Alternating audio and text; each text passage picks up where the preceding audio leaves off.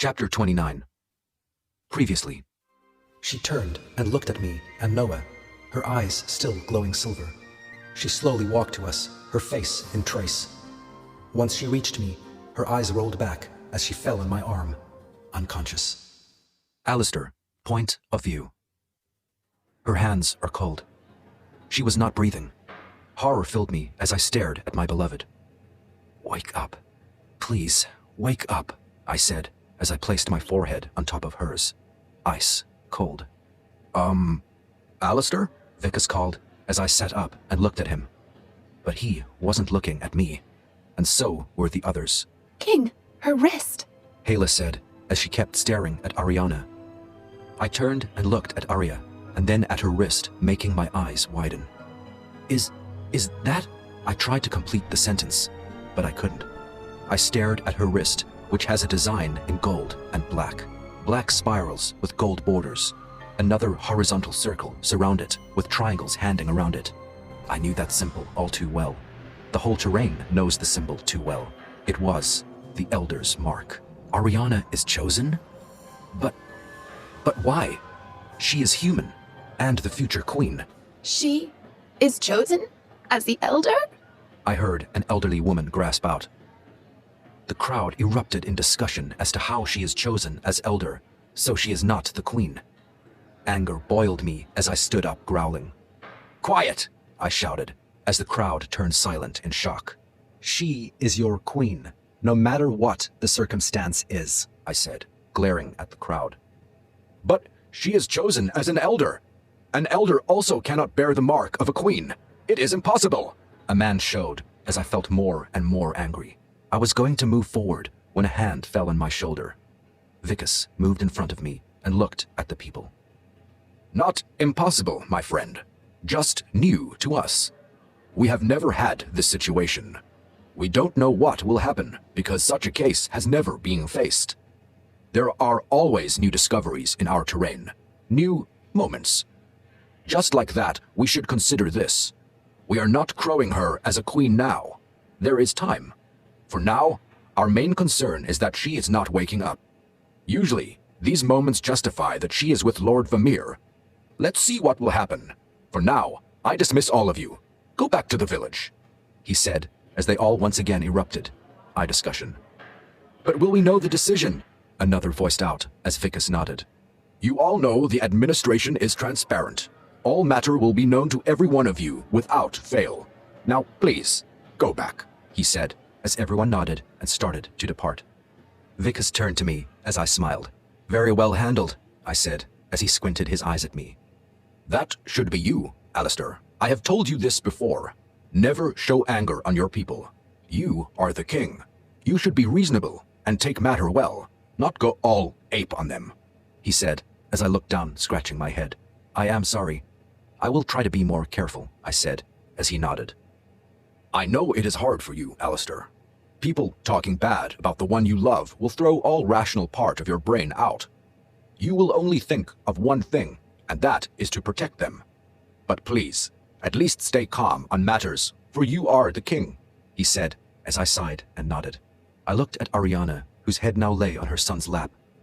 He was trying hard not to cry as he ran his hand through her hair. Are you okay, bud? I asked, as he looked at me with a teary smile. I will be okay, he said, as I nodded. She will wake up soon.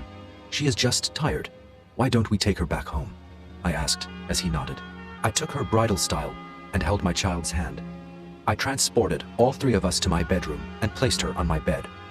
I looked at my son, who has his hand on his head. Are you all right? I asked, as he nodded. I'm okay. I just feel a little dizzy, he said, as I kneeled to his level.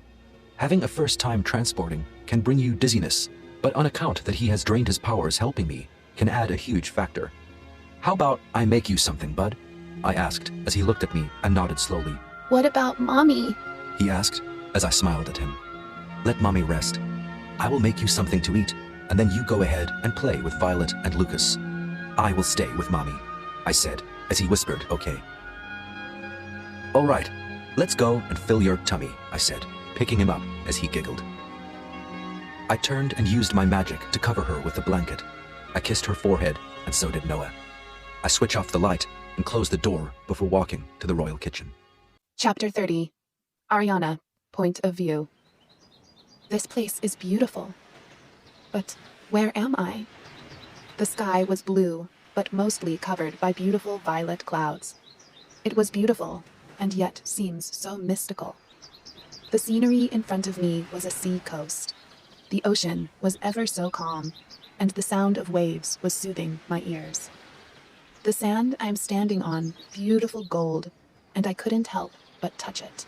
It was defiantly warm, but the warmth coursed through my body, giving a pleasant sense of feeling. I took the sand in my hand and stood up. I then let the sand flow through the small hole I made from loosening my fist, the sand flowing freely in the breeze. Beautiful view, isn't it? A soothing voice filled my ear as I turned.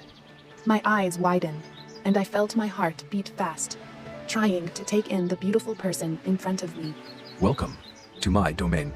He said, but I could only stand there opening and closing my mouth like an idiot. Calling the person in front of me beautiful was an understatement. His skin was light brownish gold. His hair was long, beautiful silver strands, flowing in the wind. His eyes were mysterious, and its color keeps changing. One moment gold, another goldish blue. Then I saw gold with tint of violet, and then greenish gold, and it just keeps on changing mysteriously. His dress consists of a very loose and long white shirt, the top few buttons open. A brown belt was bound around his waist, on top of the shirt, and brown 3/4 pants with no shoes. He wore accessories, were all gold, and consisted of a tight neckband with a teardrop pendant paired with a same designed earring. He also wore lots of chain and finger rings, but what was standing out them all was the headdress. It was also gold, and it lay on his forehead. It also had teardrops hanging from its crown, touching his blondish white eyebrows. I know I am handsome, beautiful, but please, stop staring.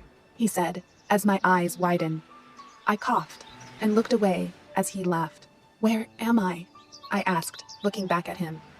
His eyes right now was gold, clearly contrasting with his skin. My name is Vamir, and this is where I reside. He said, as my eyes widened. Vamir? As in the god of wizards? I shouted as he laughed. As in the god of the creatures of magic.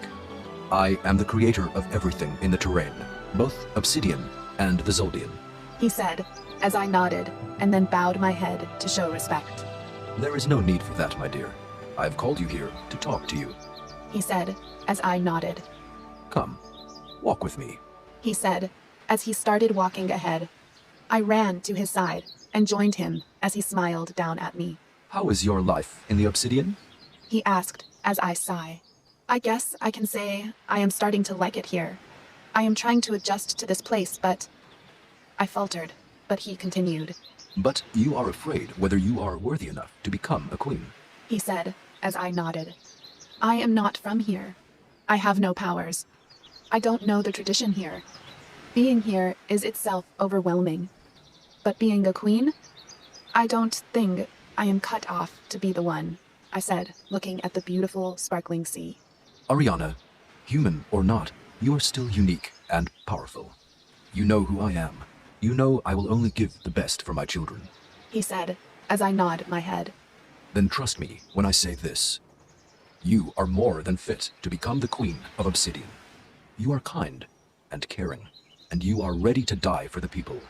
This is the quality a queen in my terrain will need. He said, as I looked at him, shocked. Lord Vamir, I started to say, but he raised his hand on me. I have a gift for you. Consider it as one of the precautions I take for the future that holds for us. He said, as I stare at him. What the future hold? I asked, as he nods at us. Yes. We need as much strength as we can, and we will need you as well. Both your husband and son holds the mark of mine. He said, but I stopped him midway. He is not my husband, I said, raising my eyebrow at him.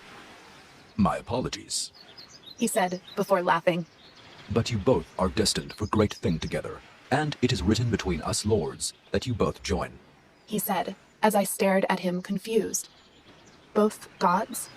I asked, as he nodded, smiling. Your god and me.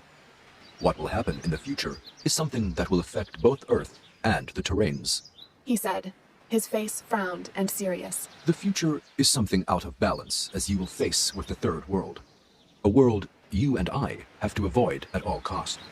He said, looking at me. A third world? I asked, as he sighed.